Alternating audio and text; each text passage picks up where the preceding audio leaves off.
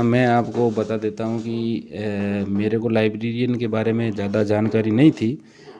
मैं science background का विद्यार्थी रहा हूँ और साइंस में 12th करने के बाद मेरे को मेरे पिताजी शिक्षक हैं। उन्होंने मेरे को कोटा भेज दिया एलन डॉक्टर बनने के लिए, नीट की तैयारी करने के लिए मैं गया। अब भगवान की इच्छा थी कि मेरे को लाइब्रेरियन ही बनना था। मैंने कभी ज़िंदगी में सोचा नहीं कि मैं कोई लाइब्रेरी नाम की भर्ती का एग्ज़ाम दूंगा, लाइब्रेरियन बनूंगा। नमस्कार दोस्तों, मैं आपका साथी अमराराम बेनीवाल। आप देख रहे हैं हमारा यूट्यूब और फेसबुक चैनल। दोस्तों, इस वक्त मेरे साथ में राजस्थान 2018 की पुस्तकालय अध्यक्ष भर्ती परीक्षा से 42 रैंक के साथ राजस्थान टॉप करने वाले एवं वर्तमान बाड़मेर बालोतरा के पुस्तकालय संघ से जिला अध्यक्ष एवं इसी के साथ पुस्तकालय पुस्तकालय अध्यक्ष के ट्रेनर प्रकाश जी चौधरी साहब हैं। इनसे हम बात करेंगे और पुस्तकालय अध्यक्ष की जो योग्यता है और तमाम पूरी जानकारी है उनसे जानने की कोशिश करेंगे। सर, पहले तो हमारे चैनल के माध्यम से आपका बहुत बहुत स्वागत। जी सर, बिल्कुल आपने अपने चैनल पर मेरे को बोलने का मौका दिया है, इसके लिए आपका बहुत बहुत आभार। सर, आप 2018 में 42वीं रैंक के साथ टॉप पर भी रहे हैं और हम कहीं ना कहीं पूरी जो पुस्तकालय अध्यक्ष भर्ती परीक्षा है इसकी प्रक्रिया है उसके बारे में जानने की कोशिश करेंगे कि इस भर्ती परीक्षा की क्या योग्यता है और क्या वेतन है और कहाँ पर इसकी नियुक्ति की जाती है। देखो सर, आपको मैं बताना चाहता हूँ कि कल ही का एक किस्सा था। मेरे को किसी एक अभ्यर्थी ने मेरे से मिले थे, किसी से नंबर लेके मेरे को फ़ोन किया कि सर क्या मेरे BLIS कर रखी है, क्या मैं सेकंड ग्रेड भर्ती के लिए योग्य हूँ। तो मैं आपको बता दूँ कि थर्ड ग्रेड लाइब्रेरियन भर्ती है, उसके लिए न्यूनतम योग्यता CLIS है जो 6 महीनों की होती है, जो इग्नू अपने करवाती है। उसके बाद में जिसके DLIS कर रखी है, 1 साल का कोर्स है, वो भी इस भर्ती के लिए योग्य हैं। और DLIS के बाद में BLIS जिसको बैचलर बोलते हैं, वो भी 1 साल का ही कोर्स है जो कोटा और इग्नू दोनों करवाते हैं, वो भी भर्ती के लिए योग्य हैं।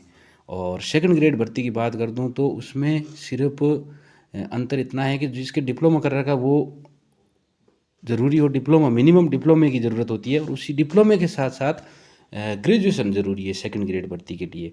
उसके बाद में फर्स्ट ग्रेड और कॉलेज लाइब्रेरियन के लिए नेट और MLIS की ज़रूरत रहती है।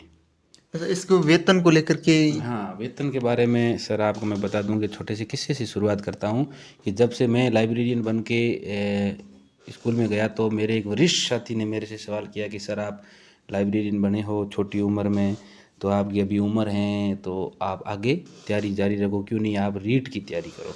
तो मैंने भी उनसे मजाकिया अंदाज में कहा सर बिल्कुल अभी B.Ed करेंगे, उसके बाद में रीट की तैयारी करेंगे। तो बता दूं कि लाइब्रेरियन किसी भी मामले में एक शिक्षक के कम नहीं है। जिनका वेतन शिक्षक के बराबर है। थर्ड ग्रेड लाइब्रेरियन का वेतन थर्ड ग्रेड शिक्षक के बराबर होता है और सेकंड ग्रेड लाइब्रेरियन का सेकंड ग्रेड शिक्षक के बराबर होता है, फर्स्ट ग्रेड का फर्स्ट ग्रेड के बराबर होता है और कॉलेज लाइब्रेरियन का असिस्टेंट प्रोफेसर के बराबर वेतन होता है।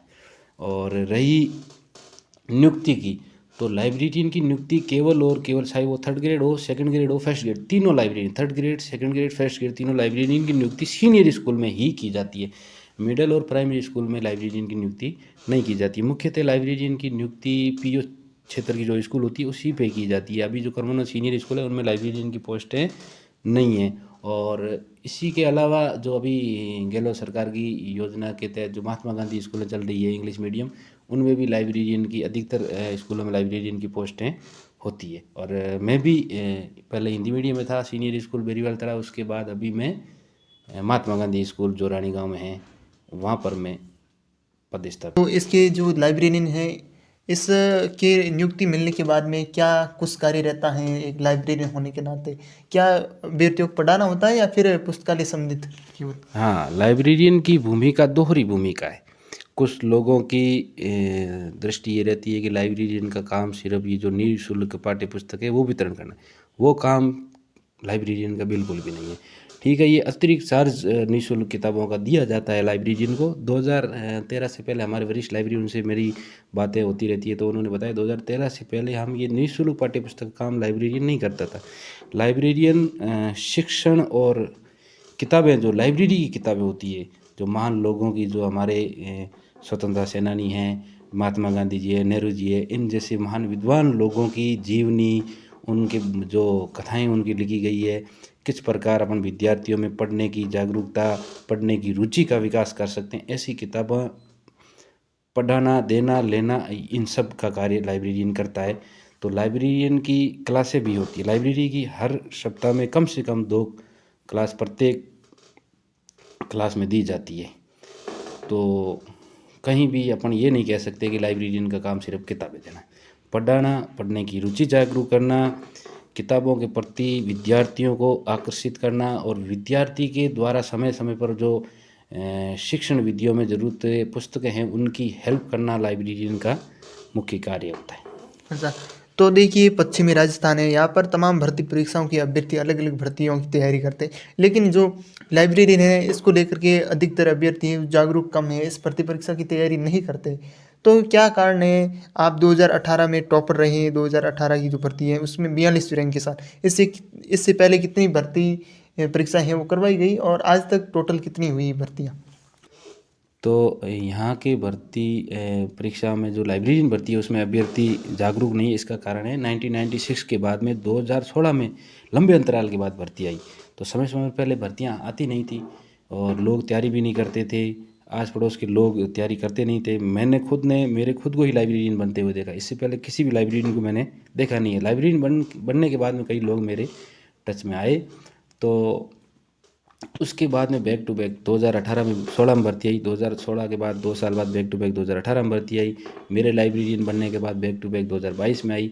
अब तो अलग कैडर बन गया हमारा, टीचर की तरह हमारा भी अलग कैडर है। तो समय समय पर भर्तियाँ निकालना ज़रूरी भी है, गवर्नमेंट निकालती भी है। 2018 के बाद 22 के बाद में अभी 24 में 2 सेकंड ग्रेड भर्ती जो लाइब्रेरियन की आई है। असिस्टेंट प्रोफेसर की भी भर्ती आई थी लाइब्रेरियन, कॉलेज लाइब्रेरियन की। और अब भी जो सेकंड ग्रेड की भर्ती है लाइब्रेरियन को जो 16 फरवरी को प्रस्तावित है, उसके बाद में अभी अभ्यर्थना पहुंच चुकी है अधीनस्थ बोर्ड में। थर्ड ग्रेड की भर्ती भी 2025 में 27 जुलाई को गवर्नमेंट करवाएगी। तो अब लोगों को थोड़ा थोड़ा पता चलना लग गया कि लाइब्रेरियन होता क्या है। आप एक नीट के अभ्यर्थी रहे हो, तो सबसे पहले आपको इस भर्ती के बारे में जानकारी किसने दी? आप इतने आसपास के लोग, इस लाइब्रेरी भर्ती के प्रति माहौल नहीं था, फिर भी आप कैसे इस भर्ती के प्रति अपना रुझान बढ़ाया? मैं आपको बता देता हूँ कि मेरे को लाइब्रेरियन के बारे में ज़्यादा जानकारी नहीं थी। मैं साइंस बैकग्राउंड का विद्यार्थी रहा हूँ और साइंस में 12th करने के बाद मेरे को मेरे पिताजी शिक्षक है, उन्होंने मेरे को कोटा भेज दिया एलन डॉक्टर बनने के लिए, नीट की तैयारी करने के लिए मैं गया। अब भगवान की इच्छा थी कि मेरे को लाइब्रेरियन ही बनना था। मैंने कभी ज़िंदगी में सोचा नहीं कि मैं कोई लाइब्रेरी नाम की भर्ती का एग्ज़ाम दूंगा, लाइब्रेरियन बनूंगा। ऐसा कोई सपना नहीं था। लेकिन कहते हैं नहीं कि जहाँ समय के साथ अपने को चलना ही पड़ता है, तो समय का चक्कर चला। मैं नीट में सेलेक्ट नहीं हुआ। तो उसके बाद मैं क्या थोड़ा डिस्टर्ब हो गया पूरा एकदम मानसिक रूप से। मेरे पास कोई ऑप्शन नहीं था क्योंकि मेरे पास कोई ग्रेजुएशन नहीं कर रखी थी मैंने, नहीं मेरे पास कोई बीएड, नहीं मेरे पास कोई बीएसटीसी। तो मेरे मौसी के लड़के हैं, भाई साहब, बड़े भाई साहब हैं, उन्होंने लाइब्रेरियन का डिप्लोमा कर रखा था। तो उन्होंने मेरे को थोड़ा दिलासा दी कि मैं तेरे बारे में एक अच्छा रास्ता ढूंढ सकता हूँ, तू अगर प्रयास करे तो ये तेरे लिए बहुत ही बढ़िया होगा। तेरे को ज़्यादा से ज़्यादा किताबों के बीच में रहने का मौका मिलेगा, तो उन किताबों के बीच में रहता हुआ तू अच्छी तैयारी भी आगे कर सकता है। तो उन्होंने मेरे को डिप्लोमा का एडमिशन दिलाया और डिप्लोमा एडमिशन दिलाने के बाद किस्मत अच्छी रही कि जो 2018 की भर्ती पहले आ रखी थी, लेकिन आरक्षण के विवाद की वजह से गवर्नमेंट ने उस भर्ती को वापस रद्द कर दिया और रीओपन करवाया फॉर्म। तो उस रीओपन फॉर्म में मैं एलिजिबल हुआ और फिर मेरी किस्मत ये रही कि 2018 की भर्ती का पेपर लीक हो गया। उसके बाद कहते हैं ना कि जो संघर्ष अपना लिखा होता है वो संघर्ष अपने को झेलना पड़ता है। उसके ऊपर आ गया कोरोना। कोरोना की वजह से एग्ज़ाम भी नहीं दे पाया। मैं काफ़ी चिंता में रहता, लेकिन ठान रखा था कि लाइब्रेरियन ही बनना, बस लाइब्रेरियन तो बनना ही है। तो कोरोना के बाद में 2020 में 19 सितंबर को जो लाइब्रेरियन भर्ती हुई उसमें मैंने अच्छा प्रदर्शन किया और मेरे अच्छे मार्क भी रहे और रैंक भी काफ़ी विवादित भर्ती रहने के बावजूद भी मेरी 42 रैंक आई। तो ये अपनी जर्नी थी। अच्छा, अब आप एक अपने साथियों के साथ में एक पुस्तक का लेखन किया है। अब जल्द ही वो मार्केट में विमोचन होगी, तो उसमें क्या कुछ नए अभ्यर्थी हैं वो उस पुस्तक को खरीद कर या उस पुस्तक के माध्यम से अपनी तैयारी को मजबूत कर सकते हैं? तो मेरे पास काफ़ी कॉल और विद्यार्थी कहीं से अपने मेरे मित्रों से संपर्क करके मेरे से संपर्क करते हैं, किताबों के बारे में पूछते हैं, योग्यता के बारे में पूछते हैं। तो और ये भी मेरे साथ भी और मेरे साथियों के साथ भी ऐसा होता आया है। तो हम 5-6 लोगों ने मिल कर के हमारे जो प्रदेश अध्यक्ष है कमल जी कनवारिया, उनके मार्गदर्शन में एक बहुत ही बढ़िया हस्तलिखित सिंपल भाषा में बिना कोचिंग की तरफ भागे अपन उसको किताब को समझ सकते हैं, ऐसी किताब लिखने का प्रयास किया गया है। वो अभी उसका कार्य प्रगति पर है। लगभग 2-4 दिनों में वो किताब मार्केट में आ जाएगी, बहुत ही शानदार सिंपल भाषा में। और लगभग उसको निःशुल्क रखा गया, जितना खर्चा आएगा वो खर्चा लेने का प्रयास किया जाएगा। ये एक मात्र और मात्र विद्यार्थियों को एक ही स्थान पर एक ही बुक में सारा मटेरियल मिल जाए, इधर उधर भटकना नहीं पड़े, इसलिए हमने छोटा सा प्रयास किया है। धन्यवाद। तो ये थे हमारे साथ में राजस्थान पुस्तकालय अध्यक्ष 2018 से 42वीं रैंक के साथ टॉप करने वाले प्रकाश जी चौधरी साहब, और इनसे हमने पूरी जो प्रक्रिया भर्ती परीक्षाओं से जुड़ी हुई सारी जानकारी लेने की कोशिश की। और बाकी क्या कुछ आपके पुस्तकालय भर्ती परीक्षा है इसको लेकर क्या कुछ सवाल आपके मन में, तो वो आप अपने हमारे इस यूट्यूब चैनल के कमेंट सेशन में अवश्य बताएं। धन्यवाद।